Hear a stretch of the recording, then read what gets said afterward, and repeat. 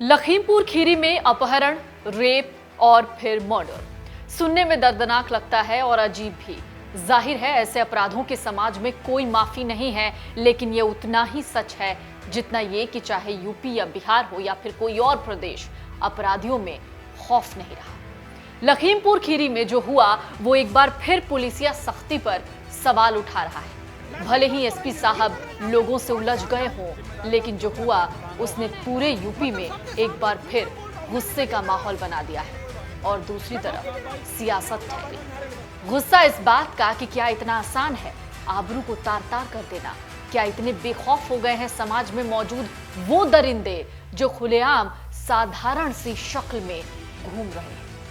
लखीमपुर खीरी की इस घटना से यूपी में अब तक हुए ऐसे ही कई घटनाओं की याद आ गई और ये लाजमी है। कई घटनाओं में पुलिस का पीड़ित और दुखी परिवार से किया गया व्यवहार, जो दुर्व्यवहार था, वो खासा चर्चा में आया। चलिए एक एक करके यूपी में हुए उन्हीं वारदातों की कहानी एक बार फिर याद दिलाते हैं, जो अचानक ही कई लोगों के जहन में ताजा हो गए। बदायूं कांड को याद कीजिए। 2014 28 मई बदायूं के कटरा इलाके में 2 लड़कियों के शव आम के पेड़ से झूलते मिले। रिश्ते में दोनों चचेरी बहनें थीं और नाबालिग थीं।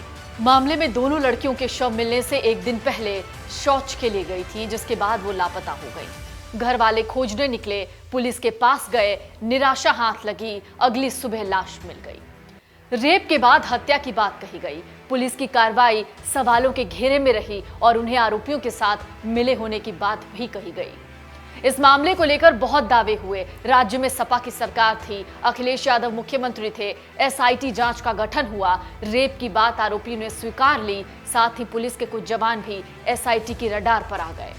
अखिलेश सरकार ने इस मामले की जांच सीबीआई को सौंप दी। सीबीआई एक अलग ही एंगर लेकर आई कि रेप नहीं हुआ, लड़कियों की हत्या भी नहीं की गई, लड़कियों ने खुदकुशी की थी। आरोपी जमानत पर रिहा हो गए। मामला कोर्ट में पेंडिंग है। हाथरस कांड 2020 14 सितंबर। पीड़िता, उसकी मां और उसका बड़ा भाई सुबह 7:30 बजे खेत में घास काटने गए। शुरुआत में तीनों घटना स्थल के आसपास करीब 200 मीटर की दूरी पर एक साथ घास काट रहे थे। थोड़ी देर के बाद भाई काटी हुई घास रखने के लिए घर गया। कुछ मिनट बाद पीड़िता ने अपनी मां से कहा कि वो थक गई है। मां ने उससे काटी हुई घास इकट्ठा करने को कहा। खुद वहां से 50 मीटर दूर और घास काटने चली गई। लेकिन कुछ मिनट बाद जब वो वापस आई तो पीड़िता वहां नहीं थी। उसने आसपास देखा तो बाजरे के खेत के पास पीड़िता की चप्पल दिखी। जब वो खेत में घुसी तो बेटी को पड़े हुए देखा। बाद में उसकी मौत हो गई। हाथरस कांड में पीड़ित परिवार की 2 साल बाद भी सीआरपीएफ के जवान सुरक्षा कर रहे हैं। हुआ क्या, बताने की जरूरत नहीं है। अमरोहा, साल 2016 अमरोहा जिले में दनखली के निचली झुंडी गांव में भी 2 नाबालिग बहनों के शवों को पेड़ से लटकता पाया गया। 12 और 9 साल की दोनों बहनें गांव के ही नजदीक अपने खेत पर स्थित बोंगे से भूसा लेने गई थीं। दोपहर में जब गांव के दूसरे बच्चे खेत के पास खेलने गए तो देखा कि दोनों बहनों की लाश आम के पेड़ पर झूल रही है। बच्चों की चीख पुकार मची, वहां ग्रामीण जमा हो गए। परिजनों ने शवों को उतारकर बगैर देरी किए गंगा घाट ले गए और अंतिम संस्कार कर दिया। बाद में पुलिस को मामले की जानकारी हुई तो परिवार का पुलिस से कहना था कि लड़कियों ने आत्महत्या की है। बहराइच जिले के कोतवाली नानपारा क्षेत्र के चंदनपुर गांव में पेड़ पर फांसी के फंदे पर झूलती हुई 2 बहनों की लाश मिली। आंखें फटी की फटी रह गई लोगों की। दोनों बहनों की उम्र थी 21 साल और 19 साल। सामने आया कि दोनों बहनों ने अपने भाई और भाभी के खराब व्यवहार से तंग आकर आत्महत्या की थी। ये एक जैसे मामले हैं। वैसे देखा जाए तो उन्नाव केस, शाहजहांपुर, गोरखपुर, ये सब लिस्ट में हैं। भले ही इन मामलों के बाद गिरफ्तारी हो जाए और पुलिस अपनी पीठ थपथपा ले, लेकिन फिर भी ऐसी वारदातें रुकने में वक्त ले रही हैं। 14 सितंबर के अपराह्न में ये सूचना निष्कासन थाना क्षेत्र पे ये प्राप्त हुई कि वहां 2 बहनों का शव लटका मिला है। वहां तत्काल पुलिस मौके पर पहुंची तथा जो मृतका हैं उनकी माता जी के कंप्लेन पर मुकदमा दायर किया गया। लखनऊ से भी वरिष्ठ अधिकारी वहां मौके पर भेजे गए।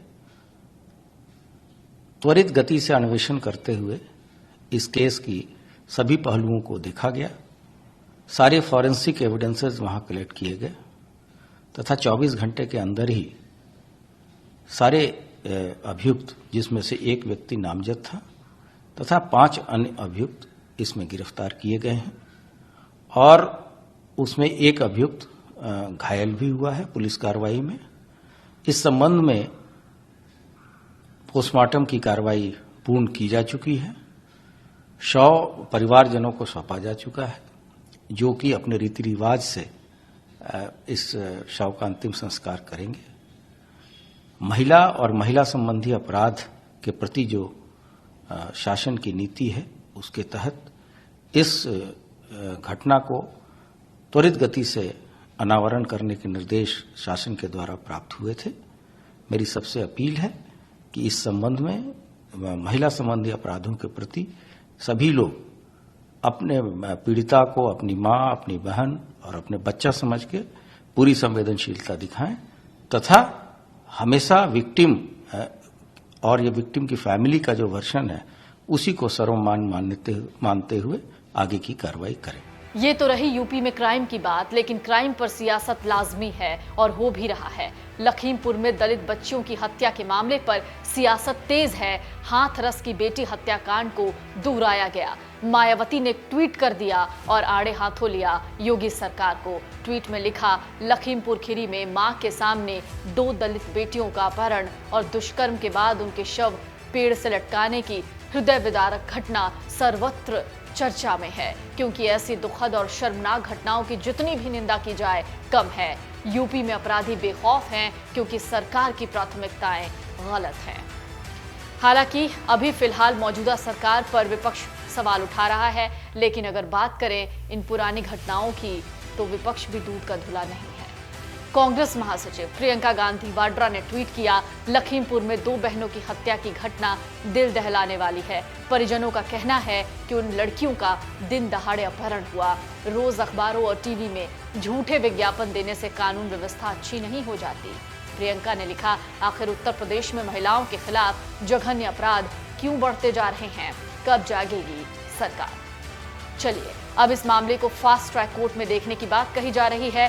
छोटू, जुनैद, सोहेल जैसे कई और भी अपराधी खुलेआम घूम रहे हैं और प्रशासन के पास ऐसे दरिंदों से निपटने का प्लान क्या है? डाउनलोड करें अमर उजाला ऐप और पाएं खबरें लगातार।